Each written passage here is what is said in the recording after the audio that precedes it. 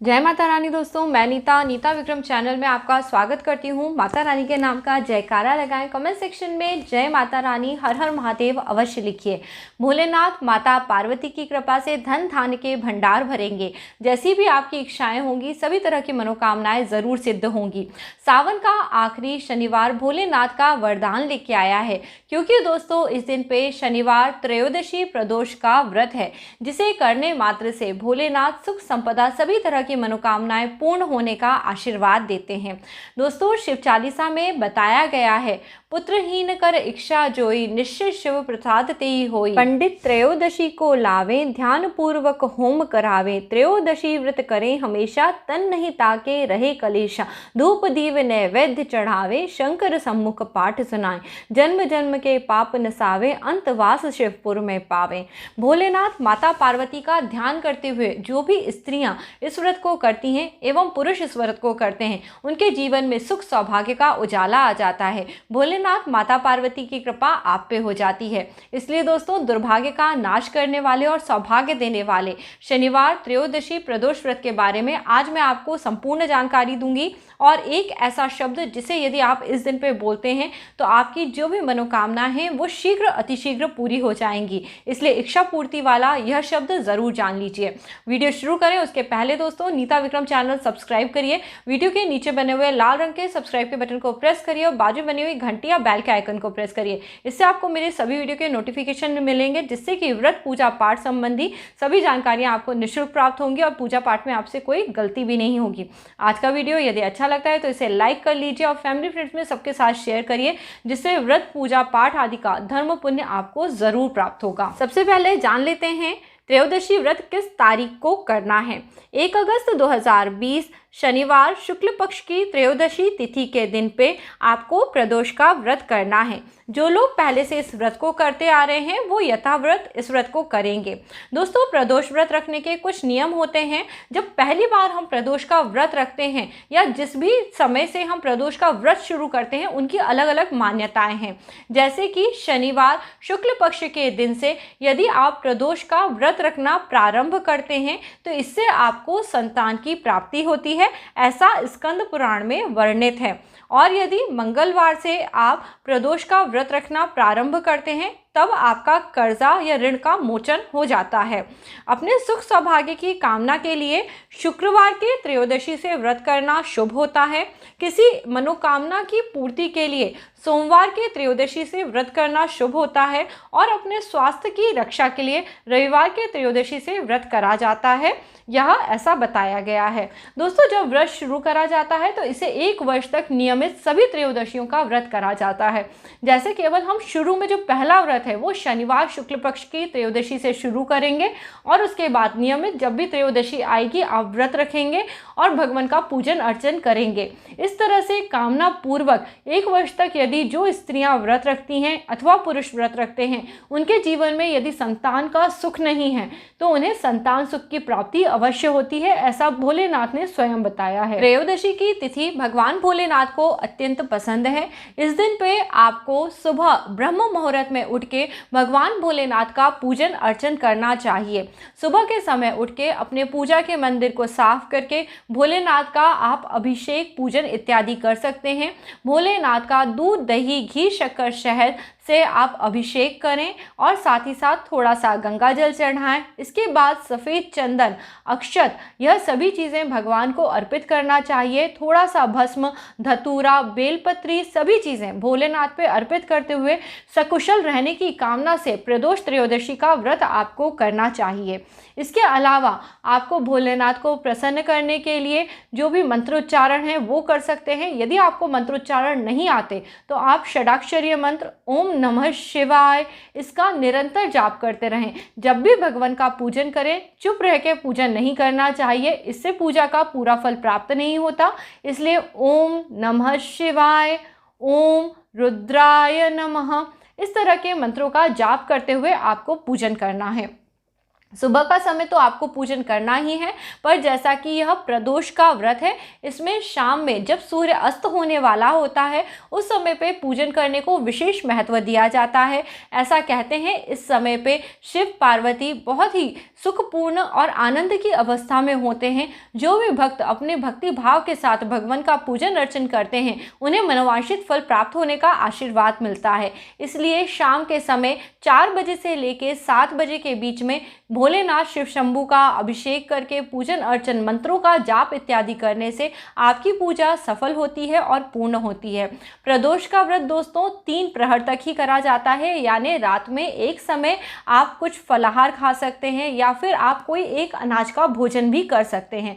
जैसा आपका शरीर साथ दे उस हिसाब से आप इस व्रत को कर सकते हैं और जो भी आपकी मनोकामना हो वो ज़रूर पूरी होगी, इस तरह से भोलेनाथ आपसे कहते हैं। अब दोस्तों मैं आपको शनिवार प्रदोष त्रयोदशी के व्रत के विषय में इसकी कथा जरूर सुना देती हूँ। कथा शुरू करने से पहले आपको मैं वह एक शब्द बताना चाहती हूँ जिसे इस दिन यदि आप बोलते हैं तो आपकी इच्छा पूर्ति जरूर होगी।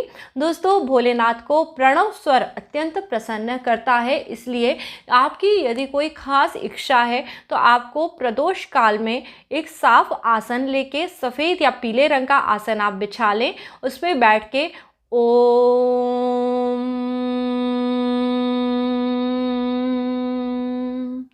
यह प्रणव का स्वर करना चाहिए। प्रणव का स्वर दोस्तों 3 अक्षरों से मिलकर बना होता है, आ, उ और म। इन अक्षरों को जब जिस तरह से मैंने आपको बोल के बताया इस तरह से यदि आप बोलते हैं तो आपके जीवन में जैसी भी आपकी मनोकामना होती है वह ज़रूर पूरी होती है। विशेष तौर पे दोस्तों अ का स्वर धीमा रखना चाहिए, उ और म का स्वर लंबे समय बोलना चाहिए। अ, उ और म यह तीनों परम देवों के स्वर होते हैं।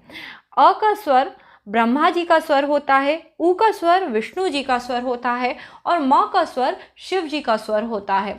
तो दोस्तों इस संसार की उत्पत्ति के लिए अ का स्वर बहुत ही महत्वपूर्ण होता है। संसार के पालन के लिए उ का स्वर बहुत महत्वपूर्ण होता है और संसार के संहार के लिए म का स्वर बहुत महत्वपूर्ण होता है। तो हमारी उत्पत्ति पहले से हो चुकी है, इसलिए अपने पालन और संहार के लिए, भगवत कृपा प्राप्त करने के लिए उ और म का दीर्घ स्वर करते हुए आपको ओम बोलना चाहिए। फिर से दोस्तों मैं आपको एक बार ओम बोल के बता रही हूँ। इस शब्द के रहस्य को जानने मात्र से इंसान के कई तरह के कष्टों का नाश हो जाता है, उनका सृष्टि में पालन पोषण होता है और उनको सभी तरह के सुखों की प्राप्ति होती है। इसलिए आप इस तरह से ओम का स्वर यदि 1008 बार बोलते हैं तो आपकी जो भी तरह की इच्छाएँ होती हैं वह ज़रूर पूरी हो जाती हैं। आपको मैं एक बार फिर से बोल के बता देती हूँ।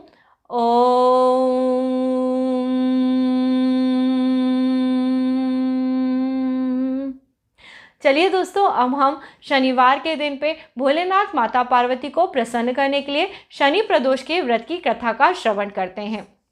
गर्गाचार्य जी ने कहा कि हे महामते, आपने शिव शंकर को प्रसन्न करने हेतु समस्त प्रदोष के व्रत का वर्णन किया, अब आप हमें शनि प्रदोष व्रत को सुनाइए। सो कृपा करके अब आप सुनिए।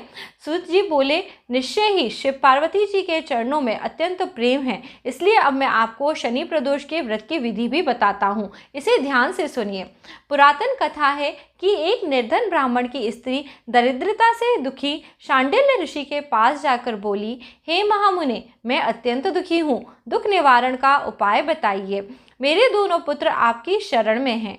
मेरा ज्येष्ठ पुत्र का नाम धर्म है जो कि एक राजपुत्र है और लघु का नाम शुचिव्रत है। हम दरिद्र हैं, आप ही हमारा उद्धार कर सकते हैं। इतनी बात सुन ऋषि ने शिव प्रदोष के व्रत करने के लिए कहा। तीनों प्राणियों ने प्रदोष का व्रत करा। कुछ समय पश्चात प्रदोष व्रत आया। तीनों ने व्रत का संकल्प किया। छोटा लड़का जिसका नाम शुचिव्रत था एक तालाब पर स्नान करने को गया। उसे मार्ग में स्वर्ण कलश धन से भरपूर मिला। उसको लेकर वह घर आया। प्रसन्न होकर माता से कहा कि माँ, यह धन मार्ग में प्राप्त हुआ है। माता ने धन देखकर शिव की महिमा का वर्णन किया। राजपुत्र को अपने पास बुलाकर बोली, देखो पुत्र, यह धन हमें शिवजी की कृपा से प्राप्त हुआ है। प्रसाद के स्वरूप में दोनों पुत्र आधा आधा बांट लो। माँ ने इस प्रकार से कहा। माँ के वचन सुनकर राजपुत्र ने शिव पार्वती जी का ध्यान किया और बोला, पूज्य, यह धन आपके पुत्र का ही है, मैं इसका अधिकारी नहीं हूँ। मुझे शंकर भगवान और पार्वती माता जब देंगे तब लूँगा। इतना कह के राजपुत्र शंकर जी की पूजा में लग गया। एक दिन दोनों भाइयों का प्रदेश भ्रमण का विचार हुआ। वहाँ अनेक गंधर्व कन्याओं को क्रीड़ा करते हुए देख शुचिव्रत ने कहा, भैया अब हमें इससे आगे नहीं जाना है। इतना कहकर शुचिव्रत उसी स्थान पर बैठ गया, परंतु राजपुत्र अकेले ही स्त्रियों के बीच में जहाँ पहुँचा, वहाँ एक अति सुंदर राजकुमारी को देखकर मोहित हो गई और राजपुत्र के पास पहुंचकर कहने लगी, हे सखियों, इस वन के समीप में जो दूसरा वन है तुम वहां जाकर देखो।